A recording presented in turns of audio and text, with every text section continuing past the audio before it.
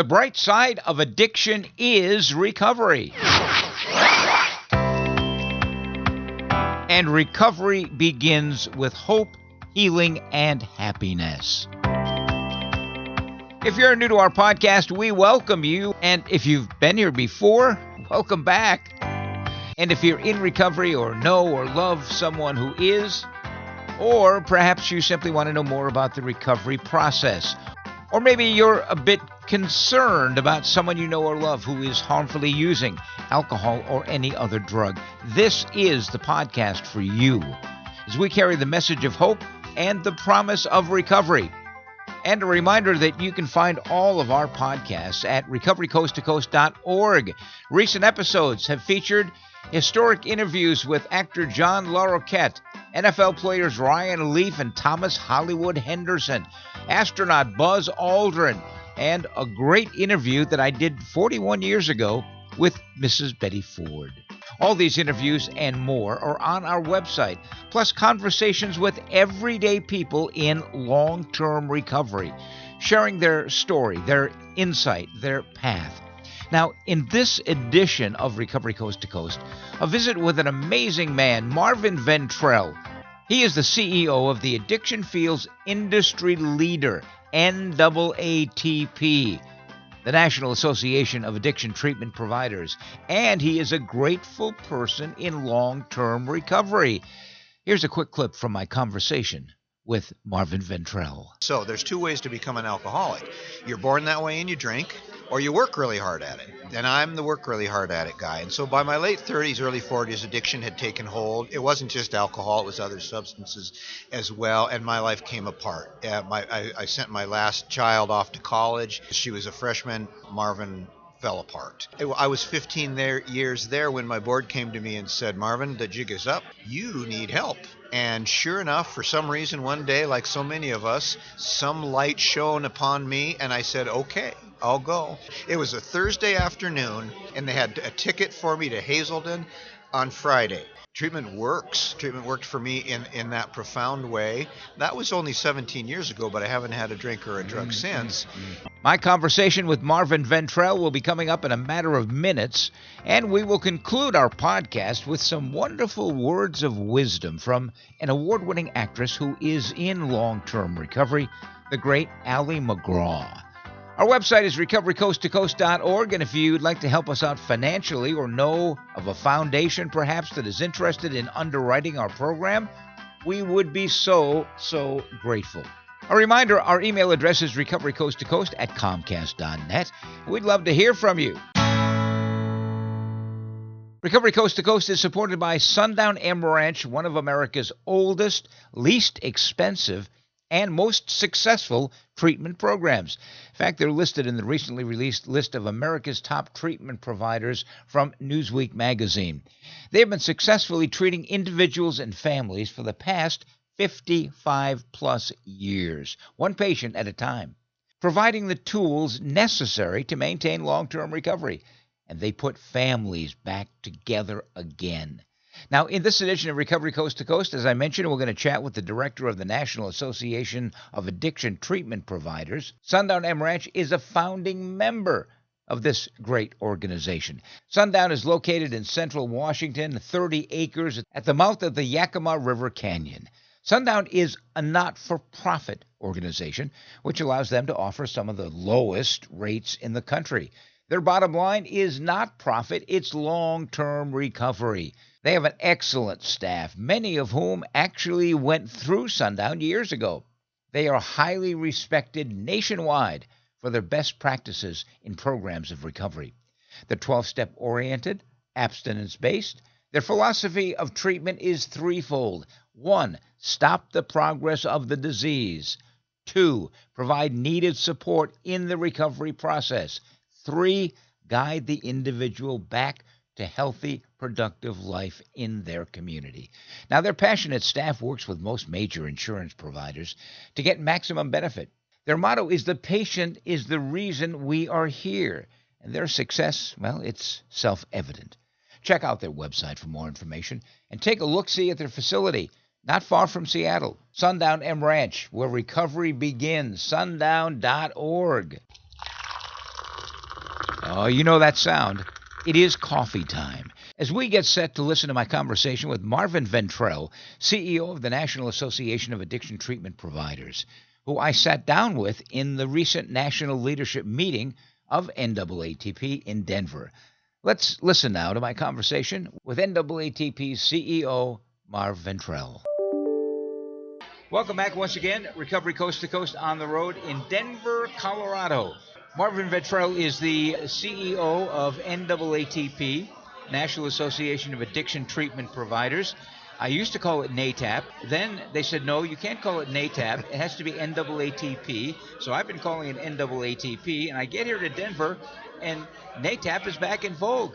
Marv, what's going on? Yeah, that's right, Neil. It's nice to be with you again. It's been a few years since we actually sat down and did this, so I'm happy to do it. It's actually an important thing. We're saying NATAP is back because there's nothing wrong with NATAP. What happened was, when our team took over 8 years ago, our brand was not in good shape.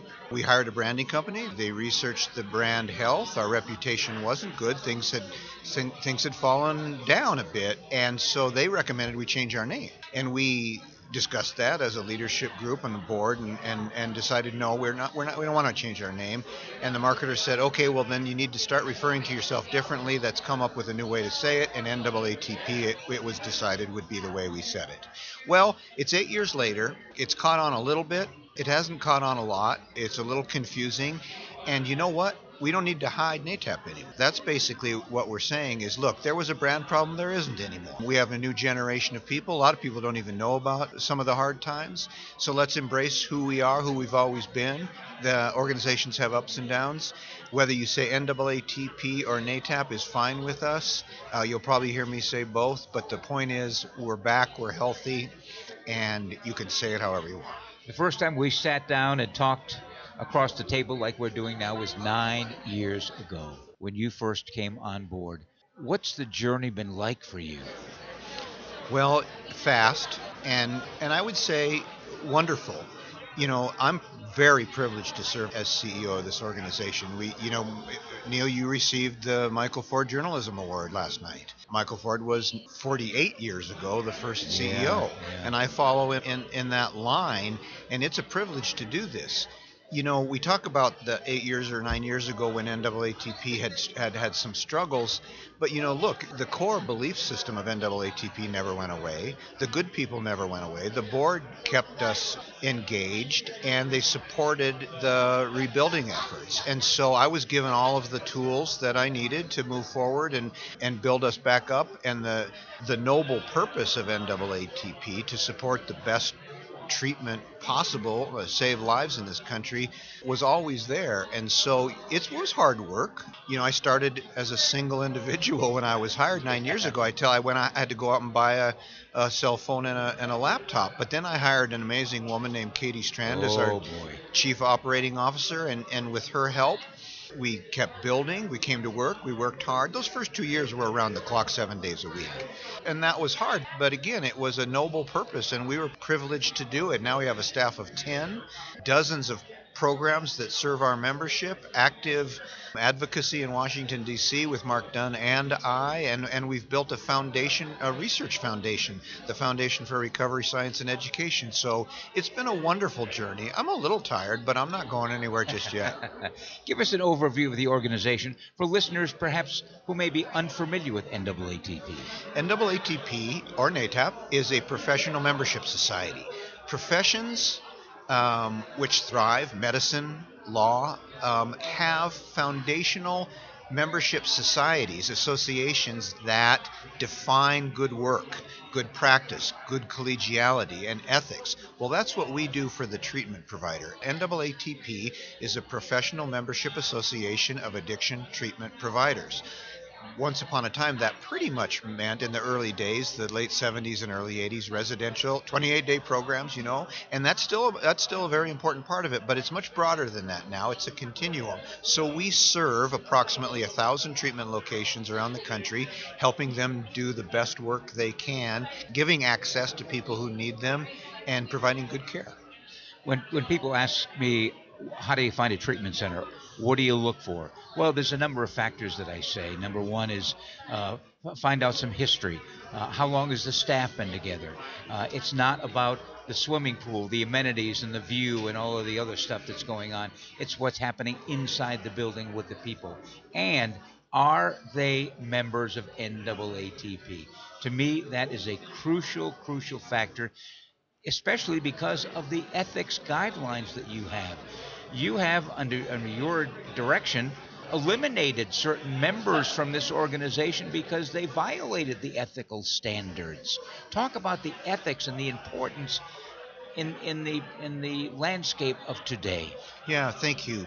You know, there are estimated as many as 15,000 treatment providers of some kind in the United States, but we represent only a small subset of that, about 1,000 locations. We'd like to encourage other good providers who are out there to join, but our goal is to be the place where the best providers are found. And that means in order to become an NAATP member, you need to qualify. That means that you have to abide by a very specific and strict ethics code as to all of your operations and specifically as to fair marketing practices. What happened in our industry years ago was enormous amounts of deception by what we call bad actors online that were tricking innocent consumers, vulnerable consumers, into poor placements, poor treatment, dangerous treatment in some cases. They weren't by and large our members, but what we ended up doing was saying, look, we have to shine a light on the bad stuff in order to promote the good stuff. So we came out strong and said, look, if there are ethical violators in our association, we want to identify them. They will either fix their behavior or they will leave. Some left. We fought off several lawsuits because we didn't let people join. And now you have to be licensed and accredited in all locations for all services. You have to follow our ethics code and agree to be removed if you don't. And you have to follow our quality assurance manual of the core requirements for operating a treatment program. So it means something to be an NAATP member. John Curtis received our Career Achievement Award last night. John Curtis runs the retreat in Wayzata, Minnesota. He is a wonderful human being who's been in this business, Neil, about the same amount of time you have, about 50 years. He was on Cover Coast to Coast last year. What an amazing man with an incredible story. What an innately decent man. Oh. So wonderful. And he, in his acceptance of our award last night, said NAATP is the short list. Yeah. There may be 15,000 treatment providers out there, but what I want is the short list. Go to the NAATP AID, that's what we call it, the Addiction Industry Directory, and that's where the good providers are found. Do people have to be members of NAATP to go to the AID? Absolutely not. It's open to the public. It's built for the public. It also is a benefit to our members in connecting with each other, and they refer back and forth. But it is a comprehensive guide to all of our treatment providers. It is transparent and thorough. You know exactly what you're getting when you look at an NAATP member. You've been here 9 years as CEO. Prior to that, you were a trial attorney. Mm-hmm. Prior to that, you were an alcoholic who Sure went through enough. treatment. Tell me about Marvin in the early days and what got you into treatment and into this business. You know, it's funny. I'm so glad you asked. You know, frequently when I do interviews, people don't bring that up. It's important for me to talk about it. You're right about all those things, but not quite in the order in which you delineated them. So I am a trial lawyer. I was practicing law and trying cases when I was 23 years old. So I was, in my own mind, I was a wunderkind, but I certainly got started early. And you know who has the highest rate of addiction of any profession in this country by far? Lawyers. Lawyers, absolutely. Go to an AA meeting in just about any town, and a third of the folks in there are lawyers. And we joke a little bit, but there's a reason for that. Lawyers work hard and play hard. We have this notion that we are above it all. We would say things like, yeah, sure, a regular guy can't get away with this, but I can. So, you know, watch me go. Well, that's an interesting thought, but eventually it catches up with you. So there's two ways to become an alcoholic. You're born that way and you drink, or you work really hard at it. And I'm the work really hard at it guy. And so by my late 30s, early 40s, addiction had taken hold. It wasn't just alcohol, it was other substances as well, and my life came apart. I sent my last child off to college. She was a freshman. Marvin fell apart. And at that time, I was running a national lawyer organization called the National Association of Counsel for Children. Wonderful organization, very much with the same kind of mission that NAATP has, but for lawyers working in child welfare law. Right. And so I was 15 years there when my board came to me and said, Marvin, the jig is up. You need help. And sure enough, for some reason, one day, like so many of us, some light shone upon me, and I said, okay, I'll go. It was a Thursday afternoon, and they had a ticket for me to Hazelden on Friday. And my brother-in-law, who was an addiction psychiatrist, was there. He goes, Marvin, here's the ticket. You're going tomorrow. And I said, all right, I'll tell you what, I'll go, but I'm not going till Tuesday. So, because I have important things to take care of. And, of course, they thought, oh, no, he's not going to go. Well, you know what? I went on Tuesday. I rearranged things, and I went. I don't know why. I don't know how. And I landed in Center City, Minnesota, went through the residential treatment program, and my life changed. I'm one of those people who, in treatment, had a spiritual experience that turned my life around. Treatment works. Treatment worked for me in that profound way. That was only 17 years ago, but I haven't had a drink or a drug since. I have a wonderful life, and I get to do this job as a result of that. I practiced law. I was a law professor. I ran a child welfare legal organization. I worked in treatment then. I was one of the program directors at Harmony. In between getting well and coming to work at NAATP, I worked at Harmony, wonderful treatment program. One of our legacy members in Estes Park, Colorado. I worked a special project there, and it was about a 3-year program, and I finished it, and I could have continued to work, but I went into the CEO. Her name was Dot Dorman, and I said, Dot, this has been wonderful, but I want to do something else, so I think I'm going to move on. And she said, well, Marvin, I'm not going to try to convince a man that doesn't want to stay here to stay, but did you know the directorship of the National Association of Addiction Treatment Providers just came open? And I thought, well, God works in mysterious ways. And I knew Bobby Ferguson was on the board. I called Bobby. I interviewed with him. They moved me forward in the interview process. And on May 1st of 2015, they had the decency to give me this job. And, My goodness. And 9 years ago, And some people would call that a coincidence. I call it a God incidence. Yeah, you bet. Yeah, there's something going on out there. Absolutely. Sure. What was it like for you in that first couple of weeks in treatment? Oh, it was painful. And so I am an alcoholic in recovery. Many of us now say a person in long-term recovery. There can be a pejorative view of saying alcoholic or addict. I don't criticize any of it. I just think we, just tell it how it is. So withdrawing, those first few weeks are horrible. And I was a benzodiazepine addict, cocaine also, but benzos, Valium, are anyone will tell you, are pretty darn awful things to come off of. So the first 2 weeks were misery, absolute misery. And the thing about coming off of alcohol and benzos is you actually can seize, right? Heroin is a terrible, I never took opiates. Heroin is a terrible withdrawal, but it won't kill you. Benzos will. It has to be, so you have to be medically monitored during that process. So I cried my eyes out like a little baby is what I did. What does recovery mean to you today, Marv?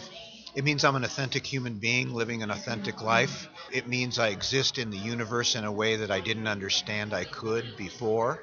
It primarily means I exist, or at least try to, in concert with the universe and not fighting it. When I find myself from time to time, and I do, coming into conflict, I step back and say, what's going on here? Why am I in conflict? Why am I fighting? You know who the common denominator in all of my problems is? Yeah, me. Going back over the years of NAATP, it's had its ups and its downs and its all arounds. And it has survived and thrived. And these last 9 years under your leadership, it has just taken off like a rocket ship. What do you see as the challenges going forth? A lot of things are different between today and 9 years ago. What about the next 5 years? What's your vision? Yeah, we work very hard at trying to understand our trends. We have to do that for our members, what's coming. And here's the key, and I talked about this night and this morning in our comments. We have to be innovators. We have to have no contempt prior to investigation. If an idea comes along, we need to look at it. We can never say, well, that's not how we do things, right? So when we learn things about the 1930s, 1940s, 12-step models of care, and maybe we've learned things today that are not entirely inconsistent, we have to be open enough and brave enough to say, well, let's look at those things. Bill and Bob and who founded this program would have expected that of us. Things need to evolve. The key is innovation and evolution, especially with all the brain science and medical evidence that we have now. But somehow there was something, and there is something very profound about our core, and we have to hang on to the core. We have to hold our center. So that spiritual transformation that happens for a human being when they enter recovery is bigger than a pill. It's bigger than a single intervention. It's bigger than 28 days in residential care. It's a whole bunch of things put together, but we have to embrace it all. So the challenge is to be able to move forward, to evolve, to innovate, but hang on to the core that is our fundamental grounding.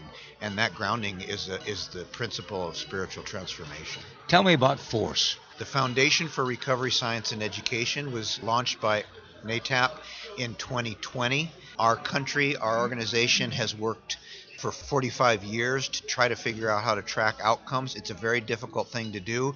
We said we can't keep kicking the can down the road any longer. Let's launch this and do the best we can. And it has gone fabulously. So the Foundation for Recovery Science and Education studies treatment outcomes. We have now 200 treatment centers providing data to NAATP through this tech system called an API, which is basically a tech tunnel that takes information. And we have 300,000 unique patient episodes that we're studying that involve patient intake, patient progress during treatment, and patient-reported outcomes post-treatment.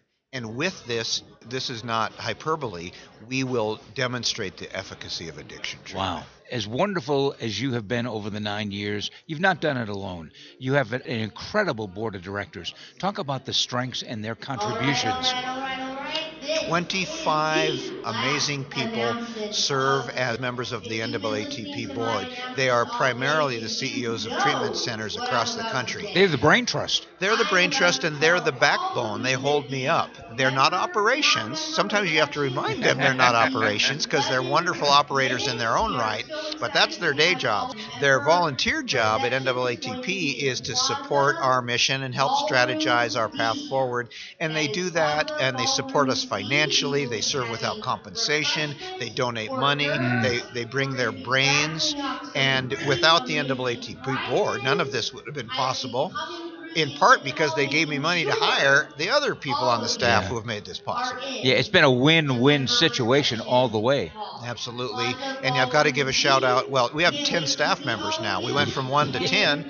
And we're just going to keep going. But I can't talk about the success of our organization without stressing how critical our Chief Operating Officer, Katie Strand, has been to she's that. the best. When I say I couldn't have done it without her, that's not even fair. I mean, that's almost an understatement that I couldn't have done it without her. There's a we. There's no Marv or Katie. It's us. And she's just a unique and wonderful human being. And together, we've built this thing. The conference here has been incredibly successful. The energy is amazing. And the thing that I have totally respected over the years is how this has been a content-rich conference. Not a lot of frills and, celebrities and all. It's about the content. Yeah, it really is. Thank you. I come from a fairly academic background, a serious background, law school, and an intellectual study of law. And this is an intellectual process, too. And so we come here to do serious work. We try to have fun and not take ourselves too seriously, but the work is very serious. And God bless all the celebrities who support this work and come out. Here we need the equivalent of our brain surgeon. It's wonderful and important to hear stories of recovery, and we do that. But this is substantive. This is where you really learn the meat of the leadership of addiction treatment, both in terms of business operations and clinical modeling. And we support each other in terms of leadership modeling. You have moved this around to different cities. Last year it was Washington, D.C. Before that it was San Diego. And next year it's going to be in my hometown of Seattle. Absolutely. I love Seattle. Seattle's such a wonderful place. We haven't been there. We have 2 wonderful board members from the great state of Washington. Carl Kester, CEO of Lakeside Milam in the Seattle area. Our close friend Scott Munson, Executive Director of Sundown M Ranch in Yakima, Washington. And so they will be our our de facto hosts, and we'll be downtown Seattle in May of 2025. Yeah, it's amazing. It'll be my 50th year in the field. And we're coming to you. I keep doing the math, but it still comes out to 50. I can't quite figure it out. What happens after Seattle? Do you have any cities lined up? Yeah, and then we move to the East Coast. We're gonna go back to Florida to a resort in Amelia Island, Florida, for the 2026 conference. And then by the time we're getting closer to that, we'll have another one. And planned. 50 is not too far away. No, not at all. I think I'll still be here. I hope you are. What is the website for people who would want to find out about the AID? It's an easy one, naatp.org, www.naatp.org, and from there are so many public resources, not the least of which is the AID, but also call anytime, 888-574-1008, 888-574-1008. Our staff will pick up and see if we can help you. You're headquartered in Washington, D.C. now. Well, I am. The national headquarters for our organization is still here in Denver. Our chief operating officer's here, but like many companies since COVID, we have become remote. We really exist in a cloud, if you will. Yeah. I visit our treatment centers all over the country, but it is imperative that NAATP engage in active public policy advocacy on the Hill in Washington. We have to get our country to support systems that support treatment, and so that's why I'm in Washington now. I thank you so much for all you've done for the past 9 years and what you will continue to do for the next 9 years, Marvin. Man, don't push it. Thanks for your time this afternoon. Thank you very much. Well, I hope you've enjoyed my conversation with Marvin Ventrell, CEO of NAATP, the National Association of Addiction Treatment Providers. And by the way, if you want to access the comprehensive list of member organizations that Marvin talked about, the one that represents the best of the best in providing addiction treatment services, go to NAATP.org, and on the front page you'll find the AID, the Addiction Industry Directory. By the way, I want to remind listeners of this podcast, if you would like to tell your story of recovery, regardless of the path that you've chosen, as long as you have been in continuous recovery for a year or more, drop us a note, recoverycoasttocoast@comcast.net. Now, coming up next, some recovery insight from award-winning actress Ali McGraw. She has always been your baby, but when your daughter got into drugs and alcohol, she turned into a stranger. What do you do? Where do you turn? Contact Sundown M Ranch. Sundown's nationally recognized youth treatment program guides young people back to a life free of drugs and alcohol. All treatment is gender-specific and directed by caring certified professionals in a safe environment. You can get your daughter back and get to know her again. Go to www.sundown.org to learn more. And now, as promised, some inspirational thoughts from a wonderful actress who is celebrating long-term recovery, Ali McGraw. We've come to realize that all character defects, to one degree or another, mirror self-centeredness. Self-pity in particular reflects such a glaring preoccupation with self that it all but blinds us to the larger world. In the past, when we were full of self-pity, we were so involved with our own suffering that we weren't aware of much else. It was difficult for us to show interest in other people, to be genuinely concerned about them and the events in their lives. Because of our limited perspective, we didn't have the opportunity to learn about and practice spiritual principles, to be kind, patient, thoughtful, compassionate, and giving. By focusing single-mindedly on our personal trials and tribulations, we lost sight of the broad horizons and changing vistas of God's world. For years, we missed the majesty of His works. We may have seen but never truly appreciated the colors and harmonies of nature, the cycles and seasons of life, the miracles of faith. Now that we are trying to replace self-pity with gratitude and self-centeredness with service to others, we have the chance to live an expansive and very special life, a spiritual life. Thought for today: am I as concerned about others as I am about myself?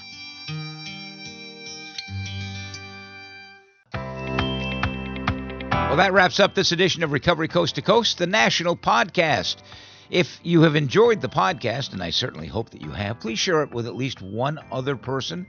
If you'd like to get in touch with us, our email is recoverycoasttocoast@comcast.net.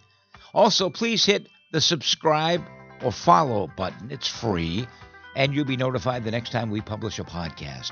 And remember, if you know someone who is experiencing problems with alcohol or any other drug, here's a 24-hour national helpline that offers free information and confidential treatment referrals.